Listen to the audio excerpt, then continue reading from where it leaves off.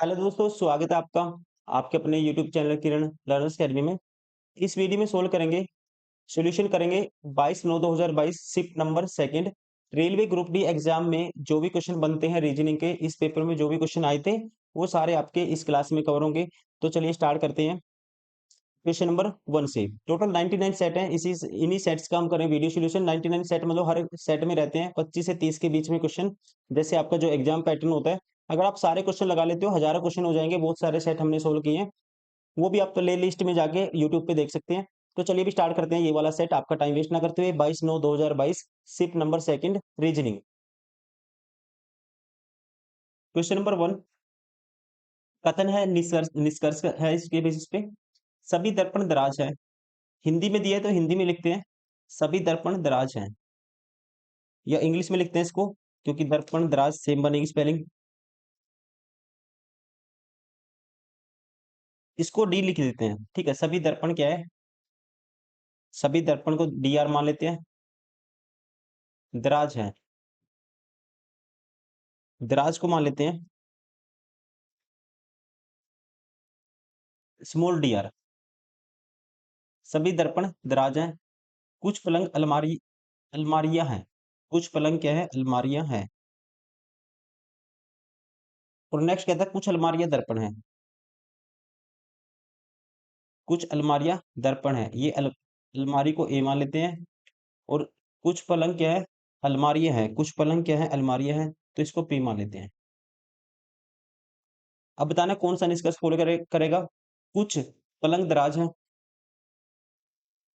ये डायरेक्टली नहीं कह सकते कुछ पलंग दराज है, क्योंकि पलंग और दराज में कोई रिलेशन नहीं है। हमें ये तो पता है कुछ अलमीरा क्या है, कुछ अलमीरा दर्पण है, लेकिन ये नहीं कह सकते कुछ पलंग दराज है, ये गलत हो गया। कुछ दराज अलमारी है, कुछ दराज क्या है, अलमारियां है। अब देखिए सारे के सारे दर्पण किस में आते हैं, दराज में आते हैं। सारे दर्पण दराज में आते हैं। और कुछ अलमारियां क्या है, दर्पण है। तो वो सारे के सारे दर्पण जो दराज के अंदर आते हैं क्या होंगे, अलमारियां होंगे। ठीक है, तो यहां से कहा जा सकता है कुछ दराज क्या है, अलमारियां है, क्योंकि इसके अंदर दराज के अंदर सारे दर्पण आते हैं। और ये जो दर्पण है ये दराज भी है, तो यहां से कहा जा सकता है जो कॉमन है दराज वो अलमारियां भी है। Only conclusion two follow, right answer होगा ऑप्शन थर्ड। केवल निष्कर्ष दो पालन करता है।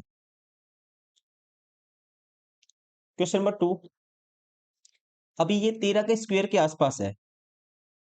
13 के स्क्वायर के आसपास है। देखो 13 का स्क्वायर किया 169 प्लस 10 ऐड कर दिया। 19 का स्क्वायर किया 361 प्लस 10 ऐड कर दिया, कितना आएगा, 371 आएगा। 26 का स्क्वायर दोस्तों 676 होता है, प्लस 10 ऐड करेंगे तो क्या आएगा, 686 आएगा। राइट आंसर होगा ऑप्शन 4। क्वेश्चन नंबर 3, अब ऐसे में आपको देखना है, या तो अल्टरनेट सीरीज देखनी है जब बहुत सारे नंबर हो, या फिर आप डायरेक्टली जैसे कि अ, अभी देखो ये 2 का स्क्वायर है, ये 3 का क्यूब है। अगर मैं देखता हूँ इसको, 1 का स्क्वायर 1 होगा दोस्तों, 2 का स्क्वायर 4 होता है, ये 3 का क्यूब है, और ये 4 की पावर 4 है। 4 की पावर 4 मतलब 2 की पावर 8, 256 होता है। तो इसका मतलब आगे क्या आएगा, 5 की पावर 5 आएगा। तो 5 की पावर 5 क्या होता है, 5 की पावर 2 25, फिर 5 की पावर 2 25, और फिर एक बार और 5। तो 25 गुना 25 625 गुना 5 करेंगे तो क्या आएगा, 600 गुना 5 करेंगे 3000, 25 पंजा 125, 3000 प्लस 125 तो आएगा 3125। राइट आंसर होगा ऑप्शन फर्स्ट। ठीक है, ये पैटर्न है इसमें। और और क्या किया, जैसे यहाँ 2 कैसे आया, 1 का स्क्वायर जो 1 था तो प्लस 1 ऐड हुआ है, प्लस 1 ऐड किया है। अब 1 से 2 आया, देखो प्लस 1 ऐड किया, फिर 2 से ये 3 आएगा, 3 से फिर 4, 4 से फिर 5, 5 से फिर 6, ऐसी 6, 6 की पावर 6। इसके बाद अगर पूछता तो। क्वेश्चन नंबर 4, मोहित बिंदु एक्स से चलना शुरू करता है और उत्तर की ओर 2 किलोमीटर की दूरी तय करता है। ये बिंदु एक्स है, 2 किलोमीटर उत्तर की ओर चला, फिर वह दाईं ओर मुड़ता है, 1 किलोमीटर चलता है, 1 चला दाईं ओर मुड़ा, वह फिर से क्या करता है, दाईं ओर मुड़ता है, 3 किलोमीटर चलता है। 2 ये था, मतलब 1 किलोमीटर वो आगे निकल गया स्ट्रेट लाइन से। ठीक है जी। फिर वह दाईं ओर मुड़ता है और 1 किलोमीटर चलता है, तो वो स्ट्रेट लाइन में आ गया।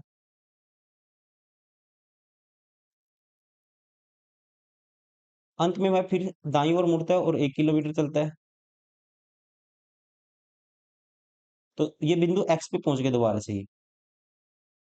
अब आपको ना याद रहा कि आरंभ बिंदु एक्स के सापेक्ष मोहित की वर्तमान स्थिति क्या है, तो एक्स बिंदु पर ही है वो। ठीक है, तो राइट आंसर होगा ऑप्शन फर्स्ट।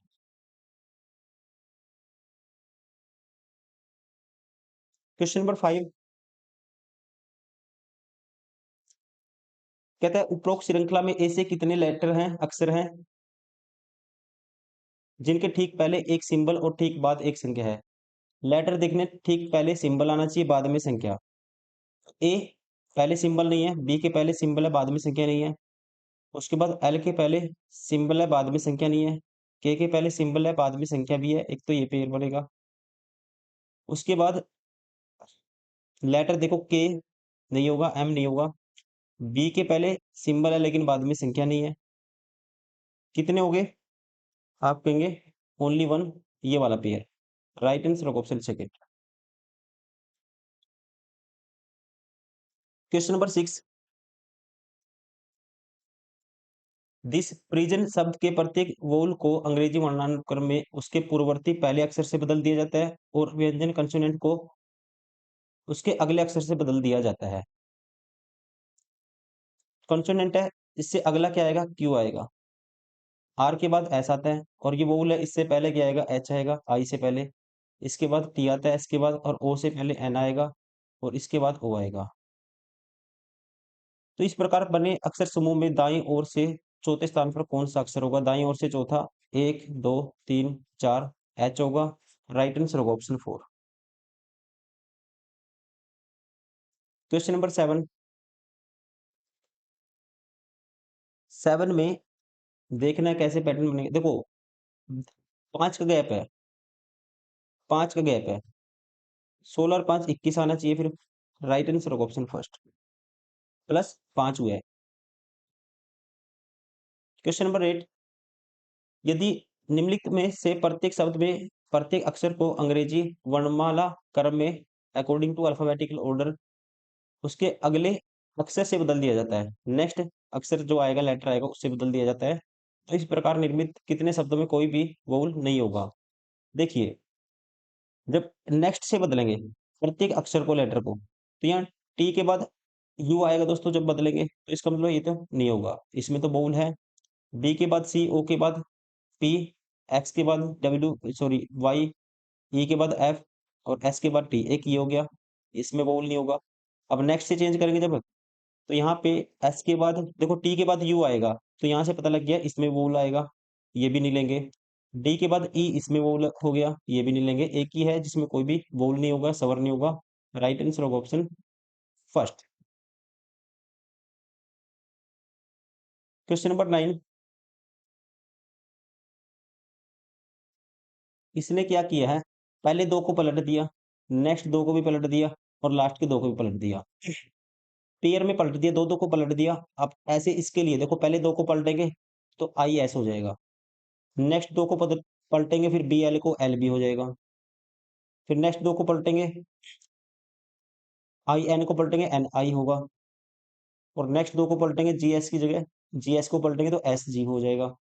तो लास्ट में I S G option eliminate हो गया, ये भी हो गया, ये भी एलिमिनेट हो गया।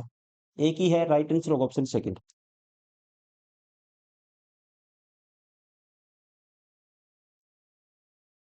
क्वेश्चन नंबर 10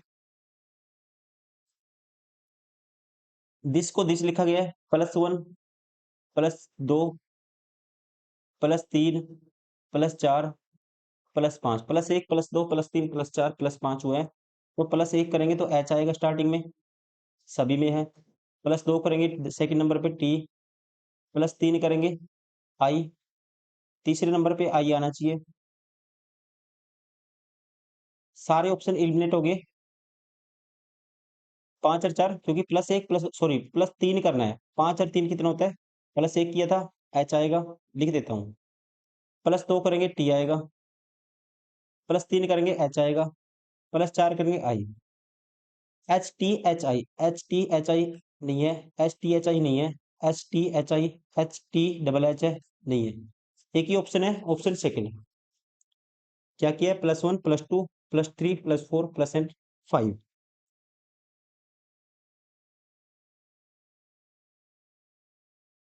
क्वेश्चन नंबर 11, इस स्टेटमेंट को पढ़ना है, इसके बेसिस पे आंसर करना है। निष्कर्ष है, कथन है। सागर ने अपने घर की बिजली की बत्तियां बुझाने हेतु गीले हाथों का उपयोग किया, जिसकी वजह से उसे झटका लगा। अब लॉजिकली कौन सा इसका निष्कर्ष है, लॉजिक है वो स्ट्रांग होगा, ये आपको बताना है।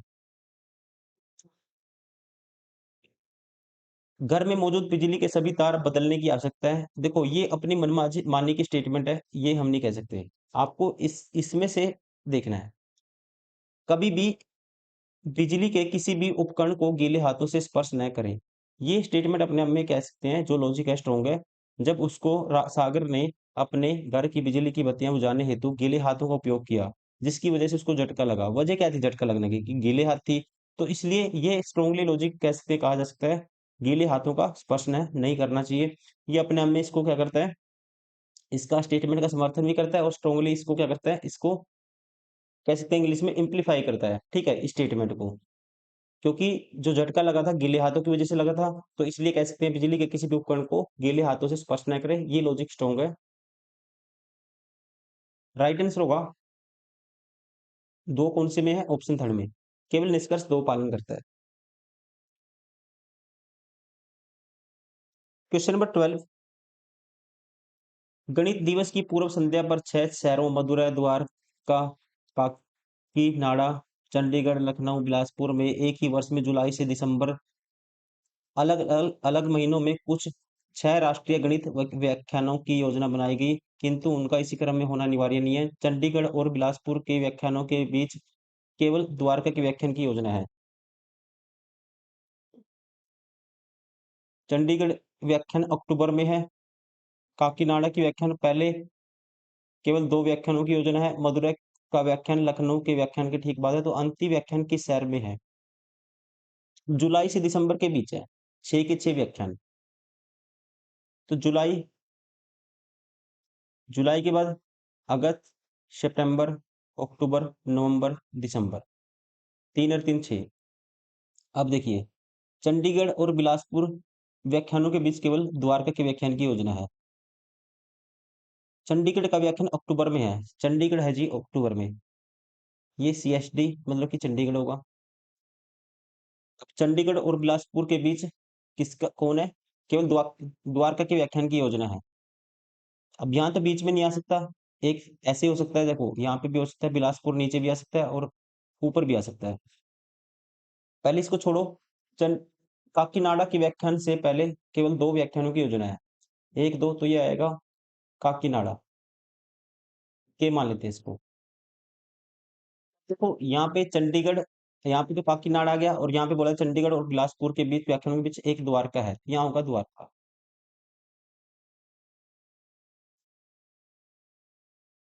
ठीक है। अब मदुरै का व्याख्यान लखनऊ के व्याख्यान के ठीक बाद है। मदुरै 2 लगातार चाहिए आपको। मदुरै का व्याख्यान लखनऊ के बाद है, तो यहाँ लखनऊ होगा, तो यहाँ मदुरै, मदुरै होगा। तो लास्ट में जो बच गया वो होगा, लास्ट में काकीनाडा नहीं बचा, चंडीगढ़ नहीं बचा, मदुरै नहीं बचा, लास्ट में कौन होगा फिर? द्वारका होगा, सॉरी बिलासपुर होगा। या आप ऐसे भी कह सकते थे, जैसे ही आपको पता है चंडीगढ़ और इसके बीच में एक है, तो यहाँ इसमें आएगा, तो यहाँ पे तो फिक्स हो गया था, तो यहाँ पे एम फिक्स हो गया, तो यहाँ पे क्या था फिर? बिलासपुर ही होगा लास्ट में। राइट आंसर होगा ऑप्शन लास्ट में कौन है? Bilaspur, option third. Question number 13, कौन सा कंक्लूजन ट्रू है ये बताना है। पहला कहता है टी बराबर है वी के, दोस्तों टी के बराबर है यू के, ना कि वी। वी से क्या less than is equal to है, तो ये गलत है। आर ग्रेटर देन यू, देखते ही पता लग जाएगा आपको। आर बराबर है टी, टी की जगह सॉरी टी बराबर है यू, टी की जगह यू रख दो, तो यू से ग्रेटर देन आर। सेकंड वाला ठीक है। राइट आंसर होगा ऑप्शन 4, केवल निष्कर्ष दो सत्य है। क्वेश्चन नंबर 14, उपरोक्त श्रृंखला में सीरीज में ऐसी कितने नंबर हैं जिनके ठीक पहले एक सिंबल है और ठीक बाद एक लेटर है। ठीक है, ऐसे कितने नंबर हैं जिनके ठीक पहले, नंबर के ठीक पहले क्या होना चाहिए, सिंबल और बाद में लेटर। नंबर के ठीक पहले सिंबल नहीं है, 4 के ठीक पहले सिंबल है बाद में लेटर है, एक तो ये पेयर हो गया। 2 के नहीं है, 2 नहीं होगा। उसके बाद 8 के पहले सिंबल है और बाद में क्या है, लेटर है, एक ये होगा पेयर। 6 के नहीं होगा। 3 के पहले सिंबल है बाद में लेटर है, एक ये पेयर होगा, 3 पेयर होंगे। राइट आंसर होगा ऑप्शन फर्स्ट। क्वेश्चन नंबर 15, 6 व्यक्तियों D E F G H I में से प्रत्येक की आयु अलग अलग है। वे उनकी आयु के आरोही क्रम के अनुसार एक पंक्ति में खड़े हैं, बढ़ते क्रम के अनुसार। एफ ई से बड़ा है, जो बड़ा है मैं ऊपर लिखूंगा उसको, ठीक है। एफ क्या है, बड़ा है ई से, लेकिन डी से छोटा है एफ। डी आई से छोटा है, डी के ऊपर कहीं आई है। ई जी से बड़ा है, ई जी से बड़ा है। जी एच से बड़ा है दोस्तों, जी एच से बड़ा है। तो आपको बता, आयु के आरोही क्रम के अनुसार इनमें से कौन चौथे स्थान पर, बढ़ते क्रम के अनुसार कौन चौथे स्थान पर होगा। चौथे स्थान पे बताना है कौन होगा। देखो, बढ़ते क्रम में पहले ये आएगा, फिर ये, फिर ये, चौथे पे कौन होगा, एफ होगा। राइट आंसर होगा ऑप्शन फर्स्ट।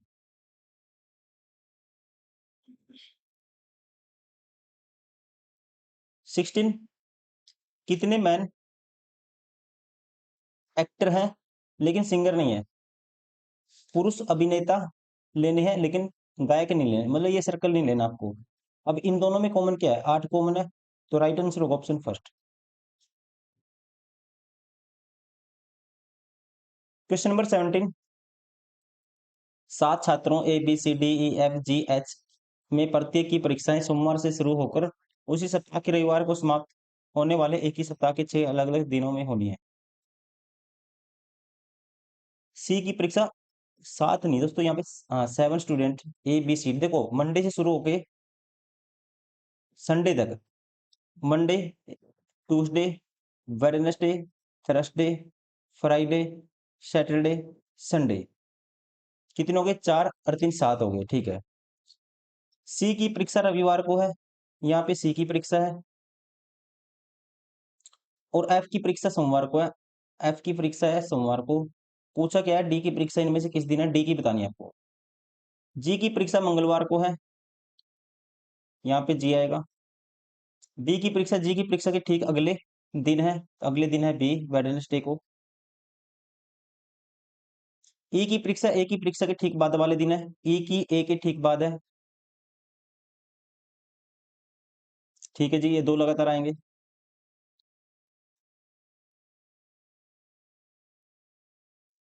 ए की परीक्षा गुरुवार को है, ए की मतलब कि थर्सडे को है। इसके बाद फिर ई की है, और इसके बाद जो बच गया उसकी होगी। पूछा क्या है, डी की परीक्षा, तो डी बच गया, तो डी की परीक्षा कब होगी दोस्तों, सैटरडे को होगी। ये संडे था लास्ट वाला, ये सैटरडे है, शनिवार, मतलब कि राइट आंसर होगा option second. Question number 18, Ram पूरब की ओर 40 मीटर चलता है, ठीक है। फिर वह बाएं मुड़ता है और 56 मीटर चलता है, यहाँ से लेफ्ट मुड़ेगा, 56 चला वो।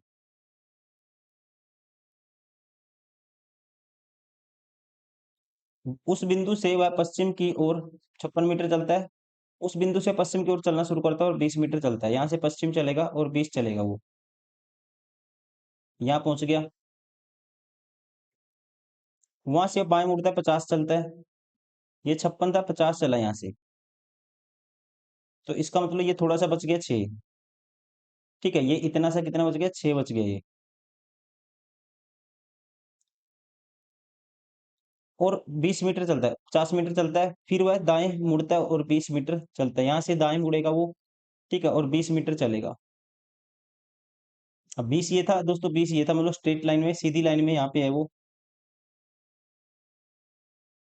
अब राम अपने आरंभिक बिंदु से कितनी दूर और किस दिशा में? आरंभिक बिंदु ये था, ये डायरेक्शन क्या होगी दोस्तों? नॉर्थ होगी, उत्तर की ओर। और डिस्टेंस कितना होगा? ये 6 था तो ये भी 6 है, 6 मीटर उत्तर। राइट आंसर होगा ऑप्शन थर्ड।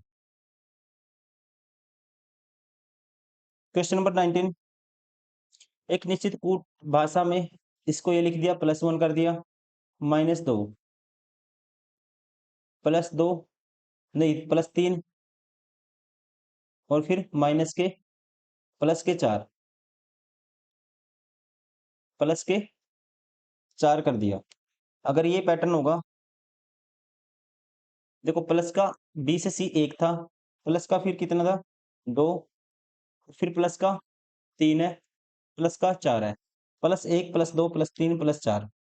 तो सेम आपको इसके लिए कोड बताना है, +1 करेंगे सी आएगा, +2 करेंगे एन आएगा दूसरे नंबर पे, ये ऑप्शन एलिमिनेट हो गया। +3 करेंगे, 21 और 3 24, मतलब एक्स आएगा तीसरे नंबर पे, ये भी एलिमिनेट हो गया। +3 किया, +4 करेंगे, 5 और 4 9, लास्ट में आई आएगा, ये भी एलिमिनेट हो गया। Option 4 is correct. Question number 20, उस संख्या का चयन करिए जो क्वेश्चन मार्क के स्थान पे आएगी। अब देखना पड़ेगा क्या पैटर्न है। 10 है, 21 है, फिर 38 है, फिर 62 है, फिर 94 है, और यहाँ बताना है क्या आएगा। डिफरेंस लेके देखते हैं ऐसे क्वेश्चन में। सबसे पहले 11 का डिफरेंस है, 17 का डिफरेंस है, 22 और 2 24 का डिफरेंस है, और यहाँ पे डिफरेंस है कितने का? 4 में से दोगे 2, 9 में से 3 गए 6, 32 का। यहाँ पे 6 का डिफरेंस आया, यहाँ पे दोस्तों 7 का डिफरेंस आया, यहाँ पे 8 का डिफरेंस आया, तो यहाँ 9 का आएगा।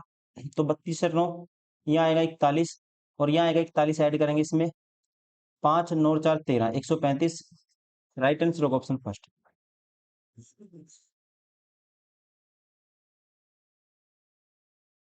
क्वेश्चन नंबर 21, यदि प्लस को माइनस के स्थान पर बदल दिए जाते हैं और गुणा, साथ ही गुणा और माइनस के स्थान बदल दिए जाते हैं, तो समीकरण के क्वेश्चन मार्क के स्थान पे क्या आएगा? If plus and minus are interchange and also cross and minus are interchange, तो ये इसमें कुछ मिस्टेक है दोस्तों। प्लस को माइनस से रिप्लेस करना है आपको, लेकिन गुना को भाग है ये, ठीक है, ये गलती हुआ है, भाग आएगा यहाँ पे। 60 है, 72, 6, 15, 3, प्लस को माइनस से इंटरचेंज कर दो, या माइनस से तो प्लस हो गया, गुना को भाग से करना है, या भाग हो गया, प्लस को माइनस से करना है, माइनस हो गया, भाग को गुना से करना है, गुना हो गया। 60 6 से काटेंगे, 12 6 72 होता है, 15 3 45 होता है, 60 माइनस 45 करेंगे 15 आएगा, प्लस 12 है, 15 12 27, मतलब 27। राइट आंसर होगा ऑप्शन फर्स्ट। क्वेश्चन नंबर 22, 8 विद्यार्थी P Q R S T U V और डब्ल्यू एक वर्गाकार मेज के केंद्र और की ओर मुख करके बैठे हैं। उनमें से कुछ विद्यार्थी इसके कोनों पर बैठे हैं, जबकि कुछ इसकी भुजाओं के मध्य बैठे हैं। देखो, वर्गाकार मेज है ये, 1 2 3 4, 4 मेज के मध्य में और 4 कोनों पे हैं। दो बनाने हैं आपको, ऐसी कंडीशन में क्या बनाने हैं? दो टेबल बनाने हैं, 1 2 3 4, 1 2 3 4, 4 कोनों पर, 4 मेज के इन बिटवीन द मेज। अब देखिए, एस यू के बाईं और ठीक बगल में बैठा है, आर एस के दाईं और चौथे स्थान पर बैठा है, क्यू आर वी ठीक बगल में बैठा है जो टी के बाईं और तीसरे स्थान पर बैठा है, डब्ल्यू टी के दाईं और दूसरे स्थान पर बैठा है। तो टी और डब्ल्यू के ठीक बगल में कौन बैठा है, ये आपको बताना है। अब एस यू के बाईं और ठीक बगल में बैठा है। क्लू पॉइंट क्या है क्वेश्चन का? देखो, ये 3 बंदे हैं, क्यू आर और वी के ठीक बगल में बैठा है, क्यू बैठा है आर और वी के ठीक बगल में। तो क्यू यहाँ बिठाएंगे, आर यहाँ पे है, वी यहाँ पे है। क्यू मान लो यहाँ पे है, वी अब की बार इस साइड है, आर यहाँ पे है। ऐसी बनी कंडीशन। आर एस के दाईं और चौथे स्थान पे बैठा है, आर है एस के दाईं और चौथे स्थान पे। तो एस कहाँ लेना पड़ेगा, देखो अगर एस यहाँ लेते हैं 1 2 3 4, तो एस यहाँ बैठा दी मैंने। अब की बार क्यू बैठा है आर एस के दाईं और चौथे स्थान पे, 1 2 3 4, ठीक है। एस के दाईं और चौथे स्थान पे आर है, तो एस 1 2 3 4, तो एस यहाँ बैठेगा। एस यू के बाईं और ठीक बगल में बैठा है, एस यू के बाईं और ठीक बगल में, यू के बाईं ओर बैठाना है इसको, तो ये यू बैठा है यहाँ पे। एस यू के बाईं ओर ठीक बगल में, तो यहाँ पे यू बैठा है।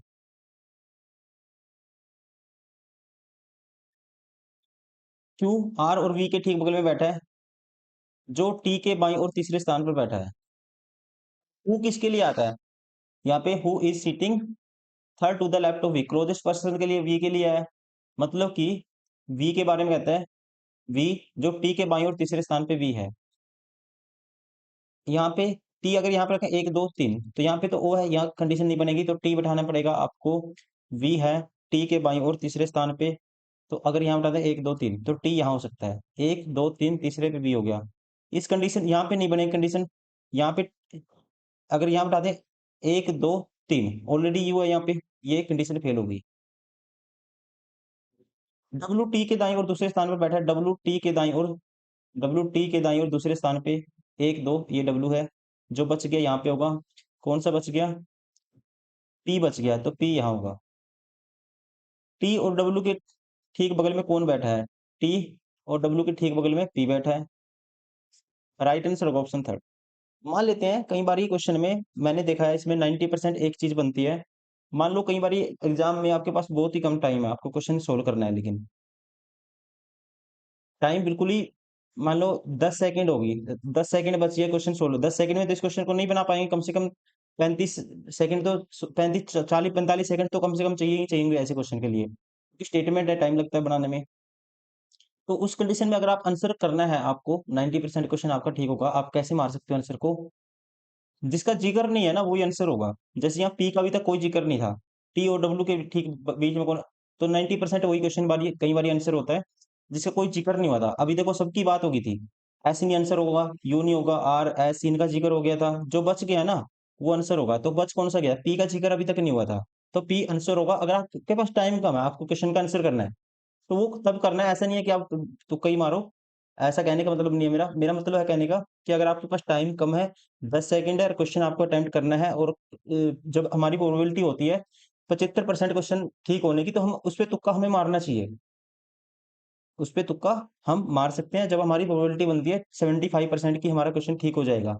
तो अगर आपको इस कंडीशन में तुक्का मारना है, तो इस तरह से आप क्वेश्चन का आंसर कर सकते हो। क्वेश्चन नंबर 23, वनराज की आयु उसके पुत्र की आयु की 3 गुनी है। उसकी पुत्र की आयु उसके पुत्र की आयु से 3 वर्ष कम है। यदि 3 वर्ष पूर्व इन तीनों की आयु का योग 63 वर्ष था, तो वनराज की वर्तमान आयु ज्ञात कीजिए। ऑप्शन से कर सकते हो ऐसे क्वेश्चन को।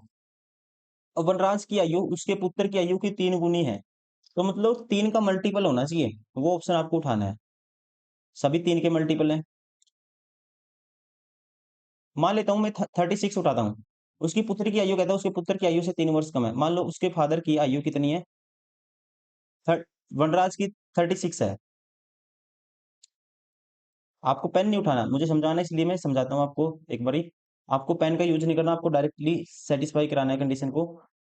फादर की क्या है, 36 वर्ष है, 3 गुना है किसकी, उसके पुत्र की, तो सन की होगी 12। अब उसकी जो डॉटर है उसकी आयु उसके पुत्र की आयु से 3 वर्ष कम है, तो उसकी कितनी होगी, 9 होगी। 3 वर्ष पूर्व इन तीनों की आयु का योग 63 है। अभी आज कितना, 48 और 9 57। 3 वर्ष पूर्व जाएंगे,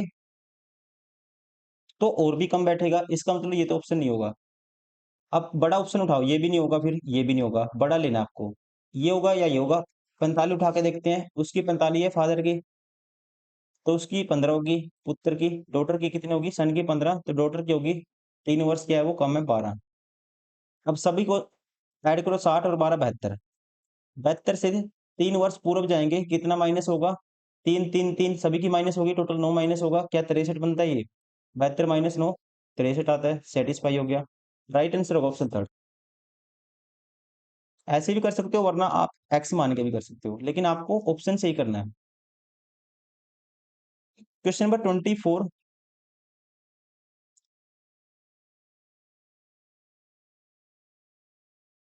सभी आभूषण अलंकार हैं। सभी आभूषण, ए भी मान लेते हैं आभूषण को। आभूषण क्या है, अलंकार हैं, इसको मान लेते हैं ए एल, अलंकार को। कुछ फूल अलंकार हैं, सभी पौधे फूल हैं। कुछ फूल अलंकार है और सभी पौधे, सारे पौधे किस में आते हैं, पी मान लेते हैं पौधों को, फूल है। कौन सा निष्कर्ष फॉलो करेगा बताना है। पहला, सभी पौधे आभूषण है, सभी सारे के सारे पौधे आभूषण होंगे ये नहीं कह सकते, कोई रिलेशन नहीं पता हमें इनके बीच में, ठीक है, ये गलत हो गया। कुछ अलंकार आभूषण है, कुछ अलंकार आभूषण है, आपको पता है सारे आभूषण अलंकार में आते हैं, तो कुछ तो होगा ही। कुछ फूल पौधे हैं, आपको पता है सारे पौधे फूल में आते हैं, तो कुछ तो होगा यहाँ भी। दो, 2 और 3 कंक्लूजन है जो फॉलो करेंगे। राइट आंसर होगा ऑप्शन थर्ड, केवल निष्कर्ष 2 और 3 पालन करते हैं। Question number 25। अब v है, देखो -2 -2 -2 -2 करेंगे 16, माइनस p का नंबर 16 होता है, -2 करेंगे n आएगा स्टार्टिंग में। सारे ऑप्शन बार हो गए, एक ही ऑप्शन है जिसमें n है। राइट आंसर होगा ऑप्शन थर्ड।